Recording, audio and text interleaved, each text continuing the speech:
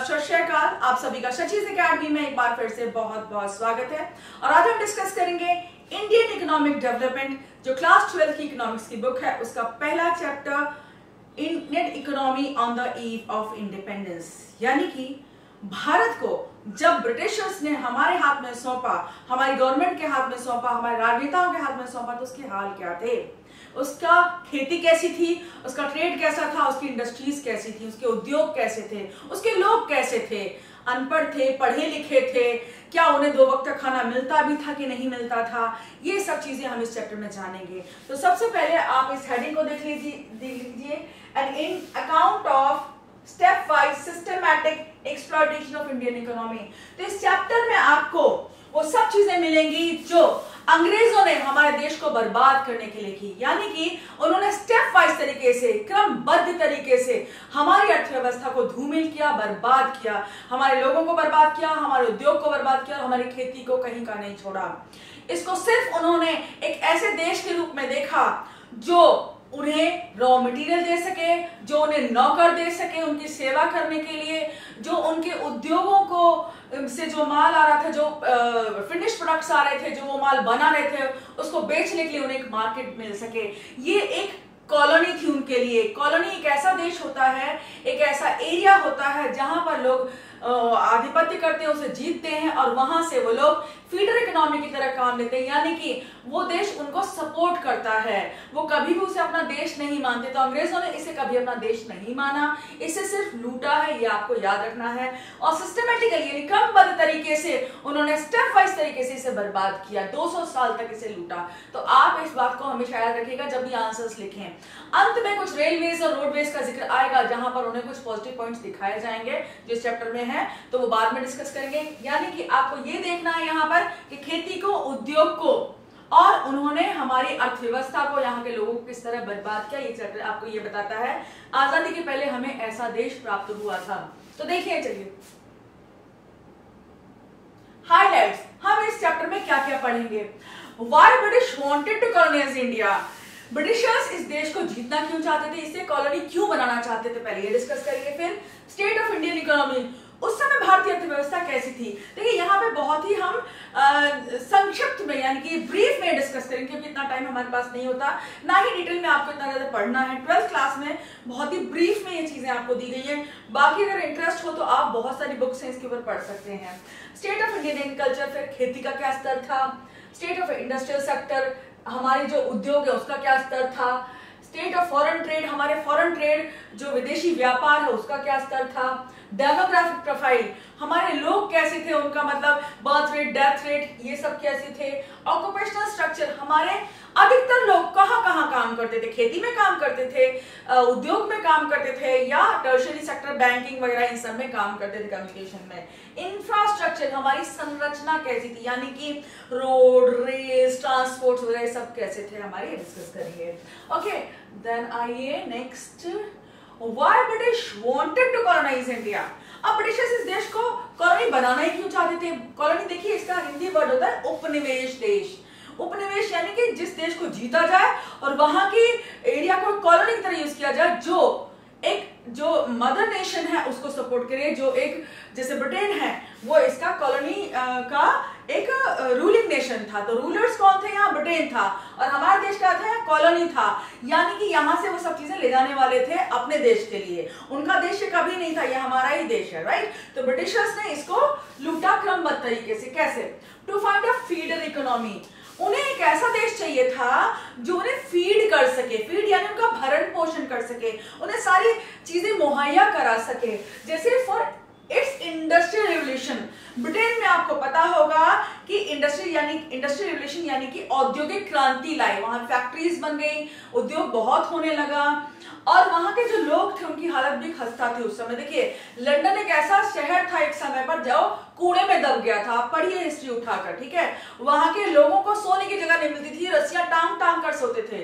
तो उन्हें एक ऐसा देश चाहिए था जहां वो रह सकें, जहां से वो हीरे मोती जवाहरात, रॉ मटेरियल, अपनी जरूरत की हर चीज ला सकें, ठीक है। तो उनके हाथ खजाना लगा कौन सा, हमारा देश, भारत देश, जो सोने की चिड़िया कहलाया जाता था, जिसके बराबर कोई भी विश्व में कोई धनवान देश नहीं था। तो उन्हें एक फीडर इकोनॉमी चाहिए थी, उन्हें अपने देश को पालने के लिए कोई इकोनॉमी। फीडर कौन होता है? जो पालता है दूसरे बंदे को। तो हमारे देश को उन्होंने किस लिए कॉलोनाइज किया? कि उन्हें पलना था हमारे देश के ऊपर, यहाँ से खेती बाड़ी खाना पीना हर चीज ले जानी थी, राइट।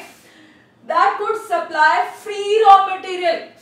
फ्री रॉ मटेरियल, देखिए जब हम किसी देश के साथ व्यापार करते हैं तो क्या होता क्या है, हमें पैसे देने पड़ते हैं और वहां से चीजें हमें मिलती हैं। लेकिन यहाँ कुछ उल्टा था, जब उस देश ने हमारे देश पर राज करा, मतलब कंट्रोल कर लिया हमें, मतलब करा तो चालाकी से ही था, ठीक है, लेकिन किसी तरह उन्होंने कंट्रोल किया। जब कंट्रोल आपने कर लिया तो आपको तो फ्री में मिलेंगी ना सारी चीजें। अब इसको आपने नौकरी बना लिया, कॉलोनी बना लिया, तो वहां की सब चीजें तो आपके बाप की आपकी, ठीक है। तो क्या होगा यहाँ पर, तो उन्होंने हमारे देश को कंट्रोल कर लिया। यहाँ की सारी रॉ मटेरियल क्या थी, जो कच्चा माल होता रॉ मटेरियल, जैसे कि हमें ब्रेड बनाने के लिए क्या चाहिए, गेहूं चाहिए, तो गेहूं क्या है, रॉ मटेरियल है। इस तरह कपड़ा बनाने के लिए क्या चाहिए, कॉटन चाहिए, तो कॉटन एक रॉ मटेरियल है। इस तरह से रॉ मटेरियल होते हैं। कोयला एक रॉ मटेरियल है, जूट हुआ, सिल्क हुआ, कच्चा माल ले जाना था उन्हें यहाँ से, जो क्या कर सके, उनकी इंडस्ट्रीज को बढ़ावा दे सके।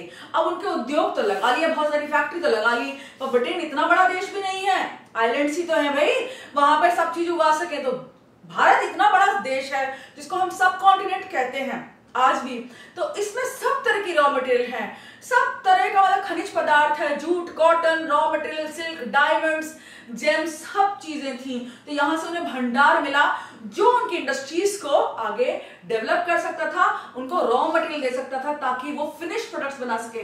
फिनिश प्रोडक्ट्स कौन से होते हैं, याद रखिएगा, वो कमोडिटीज होते हैं, वो गुड्स होते हैं, वो वस्तुएं होती हैं जो आप बाजार में बेचकर प्रॉफिट कमा सकते हैं। तो उन्हें फिनिश गुड्स, यहाँ से फिनिश गुड्स वो बनाने वाले थे, हमारे रॉ मटेरियल को यूज करते। यहां से क्या जाता था, रॉ मटेरियल, वो क्या बना रहे थे, फिनिश गुड्स, ये याद रखिएगा।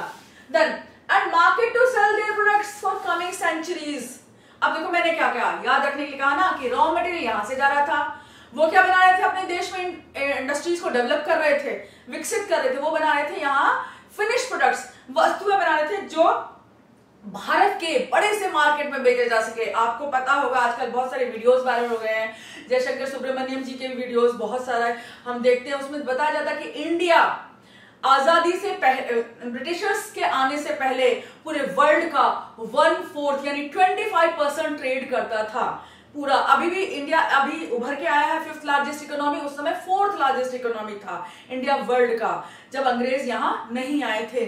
तो इन्होंने क्या किया कि यहाँ पे मार्केट का फायदा उठाना था और अपनी प्रोडक्ट्स यहाँ बेचनी थी। तो कैसा डबल मुनाफा हुआ, रॉ मटेरियल फ्री में ले जाओ, गुड्स बनाओ और उसे यहाँ लाकर बेच दो तो और पैसा कमाओ, ठीक है। तो इनका तो बहुत ज्यादा दोनों हाथों में लड्डू आ गए थे, ठीक है। India was called a golden bird due to its resources, so it was the best colony for British. India को सोने की चिड़िया कहा जाता, तो ये सबसे बेस्ट था। फिर continuous source of raw material for इस इंडस्ट्री से बता ही दिया, कंटिन्यूअसली रॉ मटेरियल मिलने वाले थे, ठीक है। यहां से क्या क्या जाता था, चाय की पत्ती, रबर, जिससे हम टायर वगैरह बनाते हैं, बहुत सारे रबर प्रोडक्ट्स बनते हैं। देन मिनरल्स, खनिज पदार्थ, एंड ओर्स, जो आपके ओर्स आयरन ओर होता है, जैसे आयरन का एक कच्चा माल होता है जिसमें से आयरन निकाला जाता है, इस तरह एल्यूमिनियम का ओर होता है, आपका कॉपर का ओर होता है, जितनी भी मिनरल्स निकलती हैं बच्चों वो ओर से निकलती हैं, ओर को प्यूरिफाई करके वहां से मिनरल्स निकलती है। तो ऐसा ओर यहां से ले जाते थे, सिल्क यहां से ले जाते थे, वो sent to England for industrial revolution, तो वहां के उद्योगों को बढ़ावा देने के लिए यहां से रॉ मटेरियल जाती थी। Then market for finish products for industries, ये तो बता ही दिया हमने, वहां से लाते थे गुड्स और यहाँ बेचते थे और मुनाफा कमाते थे। Then how they destroyed Indian economy, कैसे डिस्ट्रॉय किया, देखिए डिस्ट्रॉयड एग्रीकल्चर कैसे, British forced cultivation of cash crops. देखिए कैश क्रॉप्स कौन से होते हैं, वो प्लांटेशंस या वो जो क्रॉप्स हैं जो आपको बाजार में बेचकर मुनाफा दें, जैसे टी। अब चाय पत्ती सारी तो हम घर में नहीं खा सकते, गेहूं चावल तो चलो हमने एक खेत में लगाया, हम खुद भी खा सकते हैं, लेकिन चाय पत्ती कितनी, 2 साल में 2 किलो यूज कर लेंगे, तो वो कैश क्रॉप है, उसको बेचो और पैसे कमाओ, ठीक है। अब कौन कौन से कैश क्रॉप्स इन्होंने उगाए, फिर उन्होंने कॉटन, जूट, आपका जो और बहुत से टी, कॉफी, ये सब कैश क्रॉप्स होते हैं। रबर भी एक कैश क्रॉप है जो उन्होंने उगाने के लिए। नील, सबसे मैं क्यों भूल गई, नील, इंडिगो एक ऐसा क्रॉप है जो खेतों को बर्बाद करता है। तो और लेकिन इंडिगो उस समय नील जो था वो इंडस्ट्रियल रिवोल्यूशन टाइम ब्रिटेन की इंडस्ट्रीज में, फैक्ट्रीज में कपड़े को रंगने का काम करता, उससे डाई बनाई जाती थी। तो नील बहुत ही ज्यादा महंगा था, बहुत महंगे दामों में बिकता था, इसलिए उन्होंने नील की खेती यहाँ शुरू की बिहार और बंगाल में। और बिहार और बंगाल के लोगों ने जब इसकी खेती की तो इसकी खेती के बाद में वहां पे अनाज उगने बंद हो गए, यानी कि चावल नहीं उगा सकते थे, यानी कि धरती की, जमीन की उर्वरा शक्ति को ये नील खत्म कर देता है, नील की खेती, और उसके बाद वो लोग चावल नहीं उगा पाए। इसी वजह से बिहार और बंगाल में वहां नील विद्रोह हुआ, नील आंदोलन हुआ, लोगों ने मना कर दिया, किसानों ने, टिलर्स ने, जो रेयट्स थे वहां के टिलर्स थे, उन्होंने मना किया कि हम नील की खेती नहीं करेंगे। बहुत आंदोलन हुआ लोगों का। डिस्ट्रॉयड इंडस्ट्री, ठीक है। अब यहाँ पहले हम छोड़ दिया क्या, हाँ, रॉ मटेरियल के लिए उन्होंने हमारे खेतों को बर्बाद किया, नील की खेती, कैश क्रॉप्स वगैरह किए। फिर डिस्ट्रॉयड सॉइल, उसकी वजह से मैंने बताया नील की खेती से हमारी सॉइल बर्बाद हुई। नो फूड क्रॉप्स, और फिर फूड क्रॉप वहां उगने बंद हो गए, इसलिए विद्रोह किया गया। तो हमें क्या करना पड़ा, देखिए वैसे भी कितना गन्ना खा लोगे, चाय पत्ती खा नहीं सकते, कॉफी एकदम हर समय पी नहीं सकते, चाहिए क्या, चावल दाल रोटी ये सब चाहिए हम लोगों को। अब चावल दाल रोटी मिलने वाला नहीं है क्योंकि हम खेती ही कुछ और कर रहे हैं। भारत में खेती ही बंद कर दी इन लोगों ने एक फूड क्रॉप्स की। तो क्या हमें इंपोर्ट फूड, तो हमें कि इंपोर्टर नेशन बन गए, मतलब हमें खाना भी ब्रिटेन से मंगाना पड़ रहा है, और वो भी खरीद कर, वो तो फ्री में ले जा रहे हैं लेकिन हमें वहां से जो आ रहा है खाना वो खरीदना पड़ रहा है। अब क्या हुआ, फिर उन्होंने उसके बाद किया इंडस्ट्रीज को भी डिस्ट्रॉय, साथ साथ करते स्टेप बाय तरीके से सब कुछ बर्बाद करना है।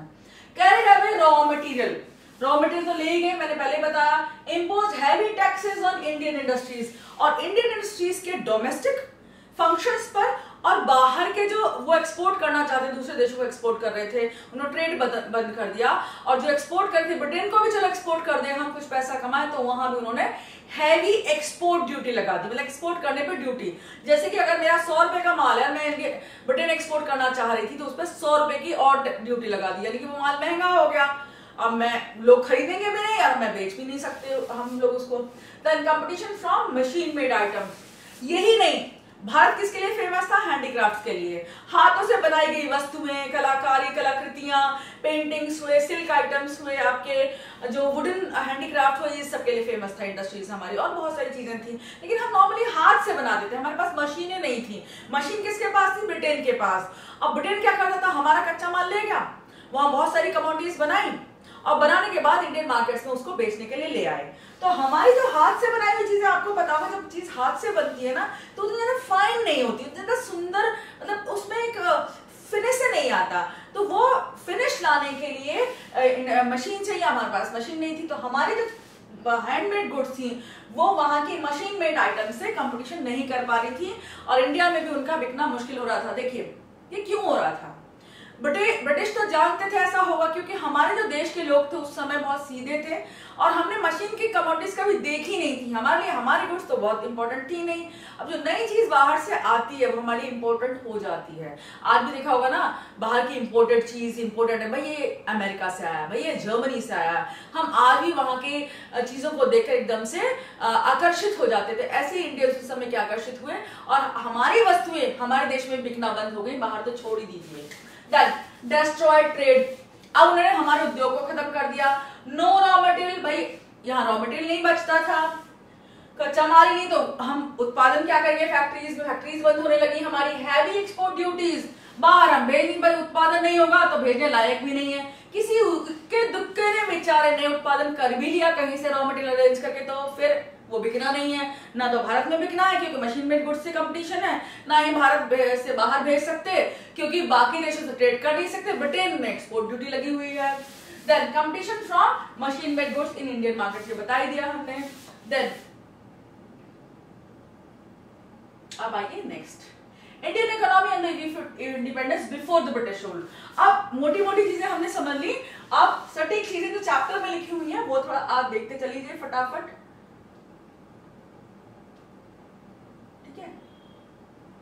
Before the British rule, Britishers के आने से पहले, अंग्रेजों के आने से पहले हमारे क्या हालात थे, India was a self contained rural economy. Self contained यानी कि हम स्वपोषित थे, यानी कि हमें किसी की जरूरत नहीं थी, हम सब चीज अपनी उगाते थे, फूड क्रॉप्स उगाते थे, अपनी इंडस्ट्रीज हमारी डेवलप थी, अपना कपड़ा बनाते थे, अपनी सिल्क बनाते थे, अपनी हैंडीक्राफ्ट बनाते थे। हमारा ट्रेड 4th लार्जेस्ट इकोनॉमी थे, तो हम बाहर भेजते थे, तो फॉरेन एक्सचेंज भी बहुत था, और सोने चांदी की तो यहाँ हीरे जवाहरात की कमी नहीं थी। हमारा देश एक सेल्फ कंटेंट यानी अपने ऊपर निर्भर था, आत्मनिर्भर देश था, ठीक है, स्वपोषित देश था, हमें जरूरत नहीं थी। देन यहाँ पे क्या था, फूड क्लॉथ ये सब हम उगाते थे। कल्टिवेटर्स व ओनर्स ऑफ द लैंड, जो यहाँ के फार्मर्स थे वही स्वामी थे जमीन के, मतलब मालिक थे, उनके ऊपर कोई मालिक नहीं था, वो बस गवर्नमेंट जो भी होती थी, जो राजा के अंदर होते थे, उसको टैक्स दे देते थे, ठीक है।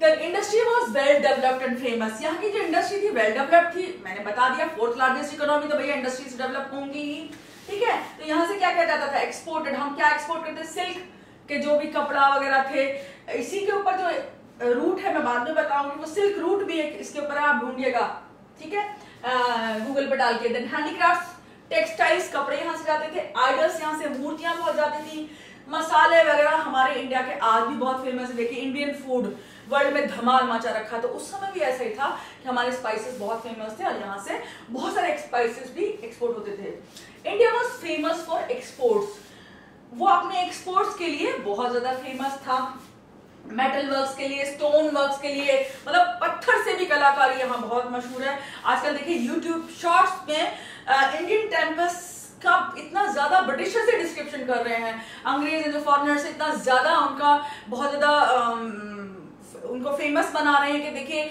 भारत के मंदिरों में किस तरह की कलाकृतियां हैं। तो ये उस समय की फेमस कलाकृतियां थी हमारे पास, और हम उन्हें सेल करते थे, एक्सपोर्ट करते थे। Indian economy on the independence during British rule, अब हमारा देश तो बहुत भैया सोने की चिड़िया था, बहुत सारी चीजें थी यहाँ पे, लेकिन ब्रिटिश रूल के टाइम कैसा हो गया, स्टैग्नेंट एंड बैकवर्ड इकोनॉमी, हमारी एक स्थगित मतलब एक शिथिल इकोनॉमी बन गई, स्टैग्नेंट, जिसमें कोई ग्रोथ नहीं है। स्टैग्नेंट क्या होता है, स्टैग्नेंट वाटर देखा है, जैसे कहीं पे नाले में पानी भरा रहे, अब वो पानी में कीड़े मकोड़े से हो गए, स्टैग्नेंट कहते हैं उसे, स्टैग्नेंट। लेकिन यहाँ ट्रेड के लिए स्टैग्नेंसी क्या होती है, स्टैग्नेंट मतलब ग्रोथ नहीं हो रही, और हो भी रही तो थोड़ी बहुत हो रही है। यहाँ कोई ग्रोथ नहीं हो रही थी, 200 साल तक कोई ग्रोथ नहीं हुई इंडिया के ट्रेड की। इनफैक्ट ट्रेड बहुत ज्यादा नीचे चला गया, जब हमें देश मिला तो बहुत खस्ता हाल में मिला, ठीक है। एग्रेरियन इकोनॉमी, एग्रेरियन यानी कोई इंडस्ट्री नहीं है, बस खेती बाड़ी थोड़ी बहुत हो रही है, और वो भी अंग्रेजों की कृपा से। हम कैश क्रॉप्स उगा रहे थे, हम खाना भी अपना नहीं बना पा रहे थे, ला पा रहे थे, हम बाहर से ही खाना खा रहे थे, राइस हो गया, आपका व्हीट हो गया, सब बाहर से आ रहा था।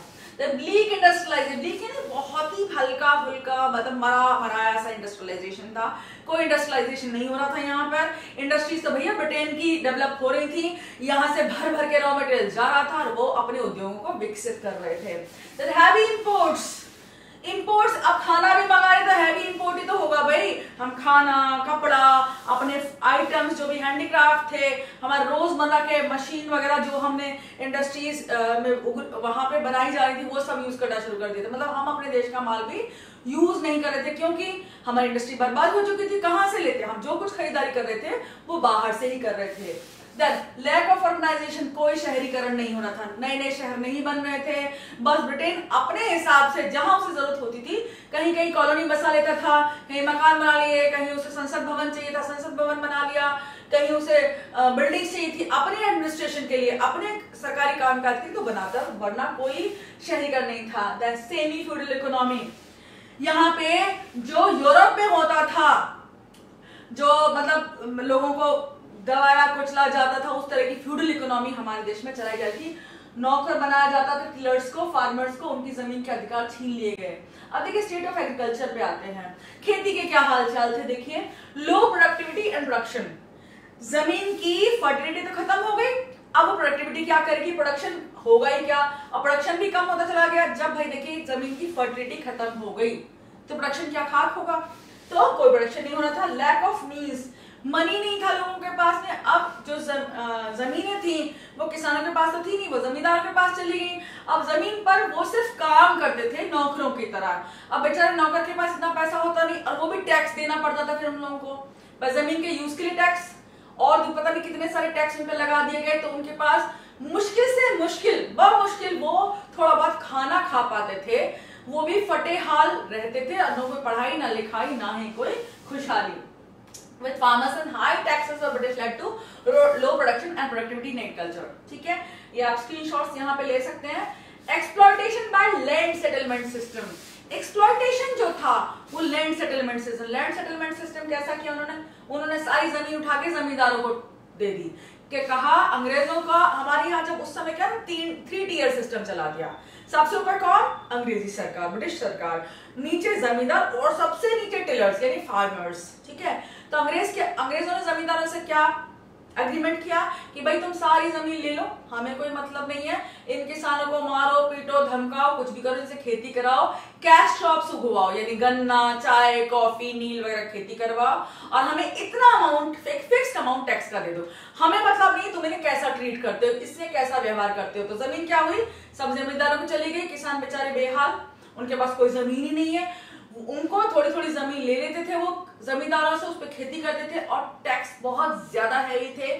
और जो टैक्स का पैसा जमींदारों के पास जाता था, अब जमींदारों ने क्या किया, एक फिक्स अमाउंट तो अंग्रेजों को दे दिया और बाकी जो पैसा बहुत सारा बचता था, भाई इतना पैसा क्या करेंगे, वो इधर उधर अपनी अय्याशियों पर और अपने मतलब शौक मौज को उड़ाते थे. Then exploitation by land settlement, ये तो कर दिया हमने. Then commercialisation of agriculture. Commercialisation हमने पहले ही बताया, उन्हें कैश क्रॉप्स यानी गन्ना चाय कॉफी ये सब उगाने पे मजबूर कर दिया था और खेती खत्म कर दी हमारे देश की. नील की खेती वगैरह उगा के सब खत्म. State of agricultural sector. अब यही हम कंटिन्यू कर रहे हैं. यहाँ पे अगले पॉइंट्स है, मतलब 6 पॉइंट्स हैं इसमें. Lack of investment in agriculture infrastructure. और यहाँ पे कोई भी इन्वेस्टमेंट नहीं हो रहा था. भाई खेती जब करी जाती है, किसान आज भी उसमें फर्टिलाइजर डालते हैं, उसमें तरह तरह के इंसेक्टिसाइड्स हैं, पेस्टिसाइड्स हैं, खेतों को सुरक्षित रखने के लिए वहां बाउंड्री की जाती है, इरिगेशन की फैसिलिटी होती है. मतलब यहाँ देखा होगा आप गांव में जाओ तो वहां पे ट्यूबवेल लगाए गए हैं, पानी नहरों से भेजा जाता है, नदियों से पानी जाता था ताकि खेती ढंग से हो सके. लेकिन उस समय ऐसा नहीं था. किसान राम भरोसे है, बारिश हो गई तो खेती ठीक हो जाएगी, नहीं हुई तब भी उसे टैक्स तो देना ही है, चाहे कैसे भी दो, चाहे आपके बच्चे भूखे मर जाएं पर टैक्स दो. ठीक है, इस तरह से था. यहाँ पे नो से ऑफ टिलर्स. टिलर्स यानी जो किसान थे, अब उनकी जमीन तो रही नहीं, जमींदारों की जमीन है और जमींदार को इंटरेस्ट लेंगे नहीं, उन्हें सिर्फ टैक्स से मतलब है. किसान के पास पैसा नहीं तो वो फर्टिलिटी में कहां से इन्वेस्ट करेगा, और वो बहुत ही ज्यादा गरीब था तो इन्वेस्ट करने की हालत में नहीं था. वो चाहता तब भी इन्वेस्ट नहीं कर पा रहा था. Small land holdings of fragmented यानी स्मॉल लैंड होल्डिंग्स. अब किसानों के पास क्या था, बहुत छोटी छोटी जमीन के टुकड़े वो लेते थे अपनी खेती के लिए. तो जमीन के टुकड़े बहुत छोटे हो चुके थे, इस वजह से फार्मिंग भी ढंग से नहीं हो पा रही थी और प्रोडक्शन इस वजह से कम हो रहा था. Then state of industrial sector. Industries का क्या हालचाल था, सिस्टमैटिक डी इंडस्ट्रियलाइजेशन. इसका क्या मतलब है कि सिस्टमैटिकली क्रमबद्ध तरीके से स्टेप वाइज तरीके से उन्होंने हमारे देश को इंडस्ट्रीज से विहीन किया. विहीन यहाँ के इंडस्ट्रीज गायब करवा दी, मतलब टैक्स लगा दिए, रॉ मटेरियल छोड़ा नहीं, टैक्स इतने ज्यादा थे कि इंडस्ट्रीज बर्बाद हो गए. धीरे धीरे बर्बाद होने के बाद वो कभी पनप ही नहीं पाई, उनको इजाजत ही नहीं थी. देखिए, एक तो होती है विजिबल पॉलिसी गवर्नमेंट्स की किसी देश को बर्बाद करने की, एक दूसरी होती है इनविजिबल पॉलिसी, यानी कि आप पेपर पे कार्रवाई कुछ और करना चाह रहे हैं और अंदर से कुछ और ही कर रहे हैं. वहां की फैक्ट्रीज को वो इजाजत ही नहीं देते थे, जो प्रोडक्शन करना चाहते थे कुछ लोग उनको भी फैक्ट्री लगाने की इजाजत नहीं मिलती थी. कई बार उनको परेशान भी किया जाता था, टैक्स ही नहीं, बहुत सारी और प्रॉब्लम उनके सामने खड़ी कर दी जाती थी. क्यों? क्योंकि ब्रिटेन चाहता था हमारे उद्योगों को बर्बाद करना, तो किसी भी तरह से इधर उधर से कोई ना कोई बहाना ढूंढ के हमारे जो इंडस्ट्रीज हैं उद्योगों में बर्बाद कर देता था. ठीक है, cotton silk jute metal products handicraft सारी इंडस्ट्रीज बर्बाद कर दी यहाँ की, और यहाँ का ट्रेड खत्म कर दिया. To take away raw material so that they can produce more and more goods in Britain. Raw material ले जानी थी, ये पहले डिस्कस कर लिया. To leave no raw material in India so that Indian industries can not produce. यहाँ बचा ही नहीं कुछ भी, ये हमने पहले डिस्कस कर लिया. To increase sell more goods in India. ठीक है, ताकि यहाँ पे वो अपना माल लाएं, फिनिश प्रोडक्ट्स लाएं, अपने गुड्स लाकर बेचें. ठीक है. State of industrial sector. Tariff free export of raw materials to England. ये इंपॉर्टेंट स्लाइड है आपके लिए, पहले हम डिस्कस बहुत सारी कर चुके हैं, तो ये नई है चीज यहाँ पे कि tariff free export of raw materials to England. यानी कि यहाँ से जो रॉ मटेरियल जाता था वो बिना किसी टैक्स के जाता था, कोई टैक्स नहीं लगता था यहाँ से एक्सपोर्ट होने पे रॉ मटेरियल के। हम अपना माल एक्सपोर्ट करें तो दिक्कत है, हम अपनी कमाई के लिए, लेकिन वो लूट के रॉ मटेरियल यहाँ से ले जा रहे हैं तो कोई दिक्कत नहीं थी, वो फ्री में यहाँ से ढो ढोकर शिप्स में ले जाते थे लदान करके। Tariff free import of British goods in India. अब जब वो अपना बनाया हुआ, अपनी फैक्ट्रीज में बनाया हुआ माल इंडिया में बेचना चाह रहे थे तो उस पर भी कोई टैक्स नहीं था, वो लाके फ्री में लाते थे ब्रिटेन से, कोई टैक्स वैक्स नहीं लगता था, यहाँ बेच लेते थे। लेकिन ट्विस्ट कहां है? But Indian industries had to pay heavy taxes to export their products to Britain. लेकिन अगर हमारे देश की कोई उद्योग अपनी प्रोडक्ट्स को ब्रिटेन में बेचना चाह रहा था तो उस पर हैवी टैक्सेस थे कि भैया तुम कैसे बेचोगे, तुम्हें तो बर्बाद होना ही है, तुम्हें तो बर्बाद करके छोड़ेंगे, ब्रिटेन ने ठान लिया था। Then India could not trade with other countries. India दूसरे देशों के साथ ट्रेड नहीं कर रहा था, but only with Britain or its friends. लेकिन अगर वो ट्रेड कर भी सकता था किसी तरह हैवी टैक्सेस के बाद, किसी में इतना दम है कि भैया ट्रेड करेगा तो वो किससे करेगा? ब्रिटेन से करेगा खाली, या फिर उसके फ्रेंड्स से। फ्रेंड्स कौन थे? चाइना, श्रीलंका जिसे सिलोन भी कहते थे उस समय, एंड पर्शिया जिसे आज हम ईरान के नाम से जानते थे। यही 2-3 देश थे जिनके साथ इंडिया ट्रेड कर सकता था। मतलब ऐसी हिम्मत ही कौन दिखा, हिमाकत किसकी होगी भैया कि इतना हैवी टैक्स देगा, प्रोड्यूस करेगा, फिर खाली इन देशों को भेजेगा, ठीक है। देन तो बर्बाद होना ही था, चाहते थे बर्बाद करना। No development of modern industry in India, they established all in Britain only. यहाँ पे कोई उद्योग उन्होंने स्थापित नहीं किए।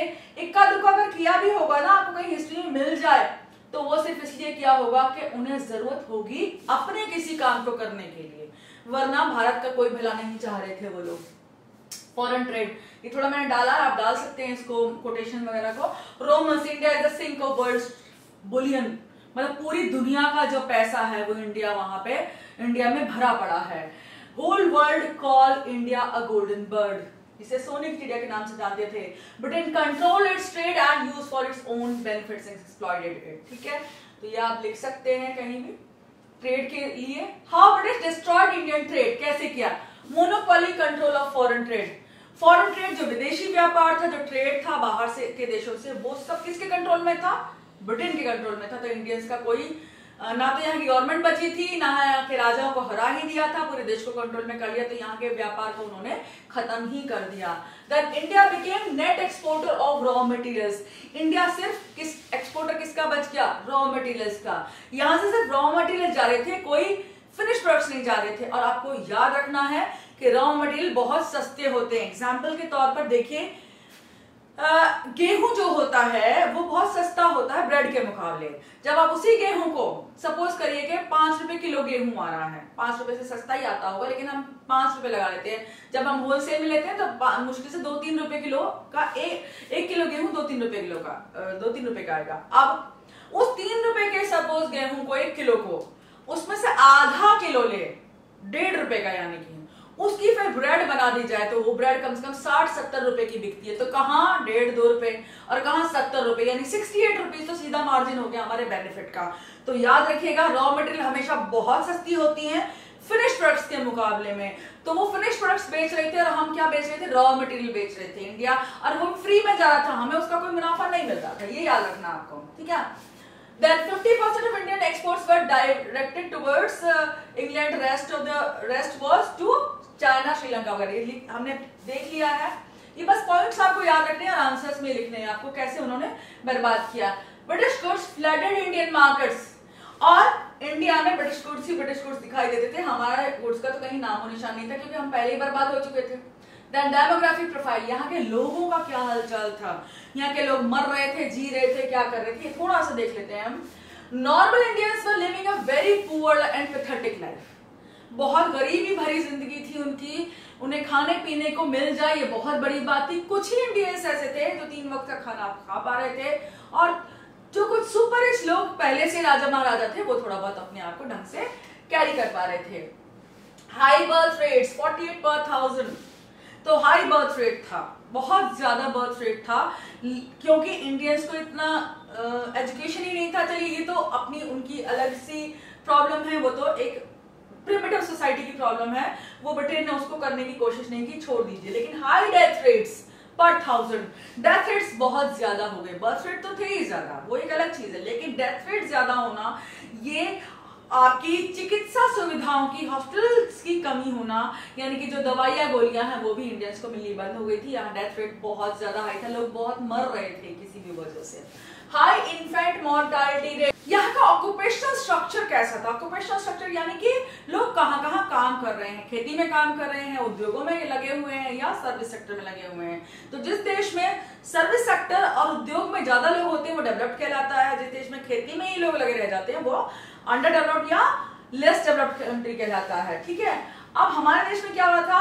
Maximum people work in agriculture sector था। तो हमारे देश में उद्योग तो खत्म हो ही चुके थे, तो सारे लोग कहाँ काम करने लगे? खेती में, और वो भी कैश क्रॉप्स उगा रहे थे, वो भी अपना अनाज नहीं उगा रहे थे नॉर्मली।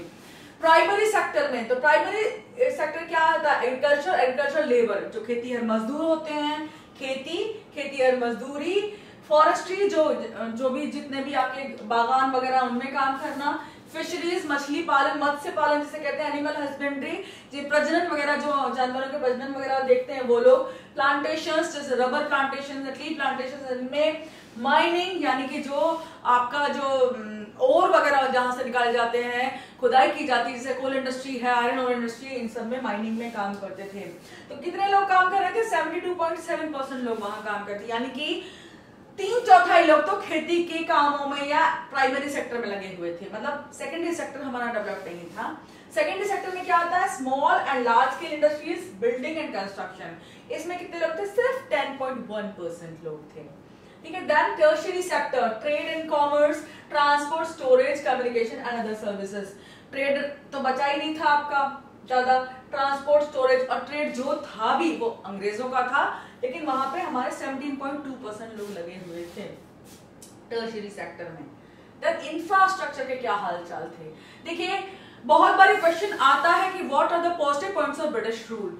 तो पॉजिटिव पॉइंट्स में उनके इंफ्रास्ट्रक्चर को बहुत ज्यादा हाईलाइट किया जाता है, लेकिन ये बात आप हमेशा याद रखिएगा, बहुत ज्यादा भक्त मत बन जाइएगा ब्रिटिशर्स के। उन्होंने हमारे रेलवेज को, रोड्स को, हमारे पोस्ट एंड टेलीग्राफ और बिल्डिंग्स को, पोर्ट्स को किस लिए डेवलप किया? अपने लिए डेवलप किया। उन्हें जरूरत थी भाई, अपना कच्चा माल ले कहां से जाते, तो उन्हें बंदरगाहों की यानी पोर्ट्स की जरूरत थी जहां से शिप्स जाते आते हैं। ठीक है, तो इसलिए बनाए। फिर उन्हें रेलवेज की इसलिए जरूरत थी कि यहाँ से कच्चा माल ढो कर भर के उन्हें ब्रिटेन ले जाना था, तो इसलिए उन्होंने रेलवेज भी शुरू कर दी। हम पता क्या सोचते हैं, आज भी हिंदुस्तानी बहुत सीधे हैं, सोचते हैं कि नहीं अंग्रेजों ने रेलगाड़ी बना दी, हमारे लिए बहुत अच्छा कर दिया। हम रेलगाड़ी के पहले भी ट्रेड कर रहे थे और हम कर लेते, जब बाकी जो सारे विश्व था वो डेवलप करता तो डेवलपमेंट हमारे देश तक भी पहुंच ही जाता। ऐसा नहीं कि ब्रिटेन ने जहां रूल नहीं किया वो देश डेवलप नहीं है। बहुत सारे देशों को उन्होंने सिर्फ दबाया। अफ्रीका और इंडिया से क्लासिक एग्जांपल्स हैं, इन्होंने सिर्फ इन्हें बर्बाद किया है, डेवलप नहीं होने दिया, इनके लोगों को भी बर्बाद कर दिया। राइट, तो रेलवे स्टार्टेड 1830। तो इन्होंने अपने ब्रिटिश गुड्स को ट्रांसपोर्ट करने के लिए, ले जाने के लिए, फिर जो अपना माल लाते थे उसे बेचने के लिए इन्हें रोड्स, रेलवेज चाहिए थे ढो कर लाने के लिए, तो रेलवेज बनाए, पोर्ट्स बनाए, मैंने बताया बंदरगाह बनाए। फिर पोस्ट एंड टेलीग्राफ, चिट्ठी पत्री कौन ले जाता? ऐसा थोड़ी, हिंदुस्तान इतना बड़ा देश है, छोटा सा गांव थोड़ी जहां से चिट्ठी पत्री जाती। तो इन्होंने क्या किया? पोस्ट एंड टेलीग्राफ डेवलप किया अपने लिए, एडमिनिस्ट्रेशन के लिए। कैसे? मतलब जो संदेश ले जाने हैं, लेटर्स ले जाने हैं, वो सारा एडमिनिस्ट्रेशन के लिए इन्होंने पोस्ट एंड टेलीग्राफ भी यहाँ का डेवलप किया, पोस्टल सिस्टम। देन रोड्स, सड़कें जो बनाई इन्होंने, ब्रिटेन ने, वो नॉर्मली अपने लिए बनाई, हमारे लिए नहीं बनाई है। लेकिन यस, फिर भी मैं ये बात कहूंगी कि ये कहते हैं ना गड्ढे में हाथी मिल गया, ठीक है, फिर भी इंडिया को ये कम से कम ये तो मिला, कुछ तो छोड़ के गए थे वो, ये स्थिति है यहाँ पर। तो रोड्स एंड रेलवेज उन्होंने हमारे लिए डेवलप नहीं की थी भाइयों, ये आपको हमेशा याद रखना, उन्होंने अपने लिए बनाया था। Positive impact of British rule. Commercial farming, हमें नॉर्मली किस तरह की फार्मिंग का पता था? हमें पता था अपने सबसिस्टेंस फार्मिंग का, जो हमारे खेत में फूड क्रॉप्स या सीड्स, दालें, तिलहन, जो तेल जिनसे निकलता है वो फसलें उगाई जाती हैं, फूड क्रॉप्स, राइस, व्हीट वगैरह उगाए जाते हैं, मकई उगाई जाती है, उसका पता था। सबसिस्टेंस फार्मिंग जिसे हम कहते हैं, हमें कमर्शियल क्रॉप्स का पता नहीं था, वो हमें ब्रिटेन ने एक्सपीरियंस कराया। हालांकि हम एक्सपीरियंस तो कर लेते, लेकिन फिर भी मैं ये कहूंगी कि चलो किसी तरह से हमें ये नॉलेज उनसे मिली।